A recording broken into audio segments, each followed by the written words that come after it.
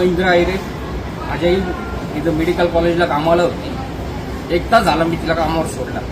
माझी आई इन्स्ट्रुमेंट घेऊन जात असताना लिफ्ट डायरेक्ट लिफ्ट तिच्यावर पडली आणि लिफ्टच्या मध्ये तिचं मुंडकं अडकलं आणि डॉक्टरांनी मला फोन करून सांगितलं तुझ्या आईचा बीपी लो झालेला आहे, त्याच्यामुळे तू लवकरात लवकर इथं ये. आणि पूर्ण चौकशी केल्याच्या नंतर एकाने मला सांगितलं की तुझ्या आईच्या डोक्यात लिफ्ट पडली. एका कामगाराने सांगितलं तुझ्या आईच्या डोक्यात लिफ्ट पडलेली. तर मी पूर्ण मला घुसू देत नव्हते, मध्ये बघू देत नव्हतं. एक सुद्धा डॉक्टर मला सांगत नव्हता माझ्या आईला झाला काय म्हणून असं.